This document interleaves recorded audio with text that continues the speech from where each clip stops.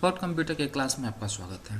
इस वीडियो में हम सीखेंगे कि डिलीवरी नोट क्या होता है और रिसिप्ट नोट क्या होता है। अकाउंटिंग का ये वीडियो है। टैली प्राइम में हम सीखेंगे जब हम किसी सामान का लेन देन करते हैं तो उसमें सामान एडवांस में आता रहता है और एडवांस में सामान हम चूँकि क्या कर देते हैं, गुड्स यानी डिलीवर कर दिया करते हैं।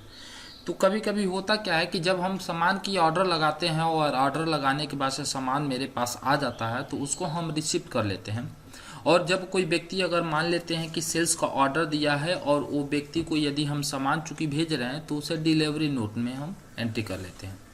लेकिन ये डिलीवरी नोट और रिसिप्ट नोट में एंट्री करते क्यों है? क्योंकि ऑलरेडी मान लेते हैं उसे तो डायरेक्टली परचेज भी किया जा सकता है, लेकिन बड़े बड़े कंपनियों में होता क्या है कि पहले ऑर्डर लगाया जाता है, ऑर्डर के बाद से सामान आता है, सामान को रिसिप्ट किया जाता है। तो रिसिप्ट करने के साथ साथ तब बाद में क्या होता है कि परचेजिंग के लिए एक इनवाइस आता है, तो उसे देख के हम परचेज करेंगे। जैसे कि मान लेते हैं कि एक कंपनी है, उस कंपनी में राम नाम का एक व्यक्ति है सप्लायर। तो उससे सामान का चूंकि हम क्या किए हैं कि ऑर्डर लगा दिए हैं। ऑर्डर लगाने के साथ साथ हम ये देख रहे हैं कि सामान आ गया है लेकिन उसके साथ बिल नहीं आया है, यानी इनवाइस नहीं आया है, केवल सामान आया है। तो सामान जब आया है तो केवल हम सामान को रिसिप्ट करेंगे, यानी मेरा केवल इन्वेंट्री पे इफेक्ट पड़ेगा, गुड्स पे इफेक्ट पड़ेगा, मेरा स्टॉक पे इफेक्ट पड़ेगा। जबकि उस व्यक्ति से, जिस व्यक्ति से सामान आया है, उस व्यक्ति के अकाउंट पे डिफरेंट नहीं पड़ेगा। पहले से मान लेते हैं अगर उसका 10,000 रुपये बकाया है, सामान रिसिप्ट करने के बाद से भी उसका 10,000 ही बकाया दिखेगा, लेकिन गुड्स में हमारा परिवर्तन हो जाएगा, सामान जो भी स्टॉक है उसमें परिवर्तन हो जाएगा। यानी 10 अगर आइटम है और 10 आइटम हम रिसिप्ट कर लेते हैं तो मेरे पास वो आइटम आ जाता है, नहीं 10 आइटम और ऐड हो जाएगा। यही डिलीवरी नोट में है। यदि मान लेते हैं कि किसी व्यक्ति को अगर मान लेते हैं सेल्स ऑर्डर दिया, अगर उसको हम सामान अगर मान लेते हैं डिलीवर कर देते हैं तो उस व्यक्ति के अकाउंट में पैसा तब तक क्रेडिट नहीं होता है जब तक हम उस व्यक्ति के खाते से हम लेजर से सेल न करें। केवल हम सामान भेजते हैं तो सामान वो डिलीवरी नोट में जाके दिखाएगा, बट यहाँ पे चूंकि क्या होगा कि goods deliver but bill not deliver, यानी अगर मान लेते हैं कि केवल गुड्स हम डिलीवर कर दिए हैं लेकिन बिल हम नहीं दिए हैं। इसी तरीके से इसमें रिसिप्ट नोट जब करते हैं तो इसमें आ जाता है goods receive but bill not receive, यानी जब हम सामान रिसीव अगर कर लेते हैं तो केवल सामान के बारे में दिखाता है, लेकिन ये नहीं बताता है कि हाँ बिल रिसीव हुआ है कि नहीं हुआ, उस पर स्पष्ट पेंडिंग दिखा रहता है।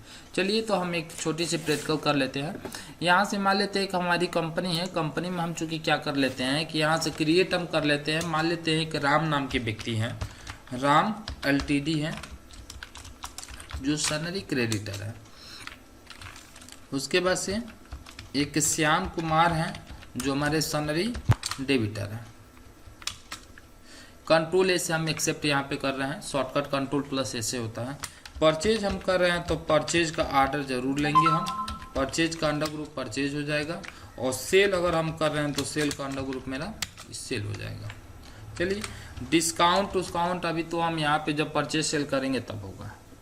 अभी हम यहाँ से करना क्या चाहते हैं कि एक आइटम बना लेते हैं, नॉर्मली आइटम मान लेते हैं। अगर GST के साथ हम बनाना चाहते हैं तो GST का भी लेजर हम यहीं से क्या कर लेंगे, क्रिएट कर लेते हैं। CGST duties and tax, C का मतलब यहाँ से सेंट्रल हो जाएगा, SGST और S का मेरा हो जाता है ड्यूटीज एंड टैक्स, और यहाँ से GST और यहाँ से भी स्टेट हम सेलेक्ट कर लेंगे, S कर लेंगे। आ जाते हैं यहाँ से आइटम क्रिएट कर लेते हैं। जैसे कि मान लेते हैं कि हम हार्डवेयर का कोई एक ग्रुप हम बना लेते हैं। हार्डवेयर पे चूँकि हम ग्रुप वाइज GST हम लगा दे रहे हैं कि उस अंडर में यदि सारा चीज़ आएगा तो वो ले लेगा। हार्डवेयर HSN कोड जो भी है HSN कोड डाल दीजिएगा। यहाँ से टैक्सेबल, यहाँ से 18% GST, 18% हमने लेके एक्सेप्ट कर दिया। चलिए ये चूँकि आइटम स्टॉक आइटम बना लेते हैं। Laptop Dell 15 inch with SSD, enter हम कर लिए। हार्डवेयर में हम डाल दे रहे हैं। ये अब चूंकि यूनिट की बात पूछ रहा था, यूनिट तो बनाए नहीं है, तो टैली प्राइम में टैली ERP 9 के अपेक्षा टैली प्राइम में एक सुविधा क्या दिया है कि यहाँ पे आप डायरेक्टली क्रिएट कर सकते थे, लेकिन यहाँ पे शॉर्टकट अगर नहीं दिया रहता है तो शॉर्टकट उसका होता है अल्ट के साथ C से आप क्रिएट करना चाहे तो कर सकते हैं। यहाँ से हम ले लेते हैं कि जो भी लैपटॉप उसको बेचेंगे किस में, पीस में हम बेचेंगे, पीस ले लिए, एंटर करके यहाँ से हम चूँकि क्या कर लेते हैं, एक्सेप्ट कर लिए। चलिए स्किप कर लेते हैं। अब हम आते हैं बाउचर में। जैसे हम बाउचर में आ रहे हैं तो बाउचर में आने के बाद से सबसे पहले हमें क्या करना होता है कि रिसिप्ट नोट का और इसका डिलीवरी नोट करने से पहले हमें आर्डर का भी हमें बाउचर देना पड़ता है, यानी आर्डर हमें लगाना पड़ता है। तो ये सारा बाउचर यानी रिसिप्ट नोट, डिलीवरी नोट, अगर ये सारा बाउचर अगर एनेबल करना है तो दो जगह से हम कर सकते हैं। जैसे कि मान लेते हैं हम आ गए अल्टर में, आ गए चार बाउचर टाइप में आ गए, और यहाँ पे देखिए डिलीवरी नोट के मीनू यहाँ पे चूंकि क्या है, एनेबल नहीं है, तो इस मीनू को हम क्या कर सकते हैं, ऐसा हम कर सकते हैं। दूसरा तरीका हम आपको बता दें कि इसी बाउचर में यदि आप आ जाते हैं, बाउचर में आने के बाद से यहाँ से F10 बटन प्रेस कीजिएगा और यहाँ से शो मोर इनएक्टिव, यहाँ से क्लिक करने के बाद से मान लेते हैं कि परचेज ऑर्डर है लेकिन यह हाईलाइटेड नहीं है, यानी ये मीनू डिसेबल है। इस मीनू को एनेबल करने के लिए इसी पे हम डबल क्लिक कर देंगे तो मीनू मेरा क्या हो जाएगा, एनेबल हो जाएगा। चलिए एक ऑर्डर ले लेते हैं। मान लेते हैं राम नाम के व्यक्ति से एक हमने ऑर्डर लिया था, एंटर किए, ऑर्डर नंबर मान लेते हैं राम,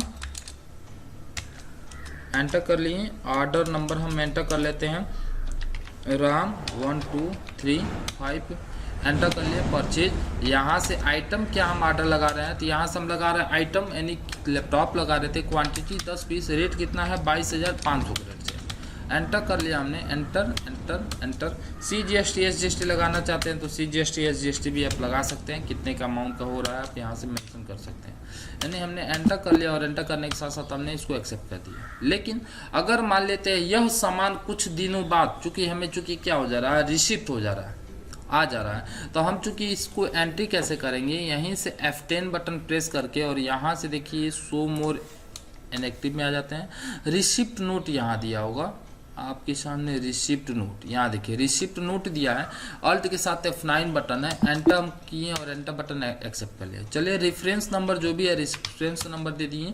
यहाँ से एंटर करने के बाद से यहाँ से राम एलटीडी का जैसे हम यहाँ से खाता सेलेक्ट कर रहे हैं, परचेज अकाउंट, जैसे आइटम यहाँ से सेलेक्ट कर रहे हैं तो बोला कि ऑर्डर नंबर 1 आपका यहाँ पे है और ऑर्डर नंबर A अगर आप लेना चाहते हैं तो ले सकते हैं। एंटर हम कर लिए, यही आइटम मेरा है, एंटर करके आगे हम बढ़ा लिए, इंड अप लिस्ट हम कर लिए और यहाँ से CGST SGST का प्रयोग करना है तो CGST SGST का प्रयोग कर सकते हैं। तो इससे क्या फ़ायदा होता है हम आपको बता दें कि मान लेते हैं जो भी अभी हम सामान रिसिप्ट हम किए हैं तो इसमें आपको हम दिखा दें कि यहाँ से स्टॉक में आएंगे तो स्टॉक में आपके सामने चूंकि क्या है कि लैपटॉप तो दिख रहा है, 10 पीस लैपटॉप की क्वांटिटी आ गई है, लेकिन लेजर हम चेक करते हैं कि क्या जिस व्यक्ति से हम सामान खरीदे थे उस व्यक्ति का अकाउंट में पैसा क्रेडिट हुआ है कि नहीं हुआ है। तो यहाँ से हम राम का लेजर चेक कर लेते हैं। तो यहाँ देखिए राम का लेजर में चूंकि क्या है, यहाँ पे कोई इनवाइस नहीं है। बैक हम आते हैं, यहाँ से आने के साथ साथ यदि मान लेते हैं कि यहाँ पे हम आ जा रहे हैं, स्टॉक पे आते हैं,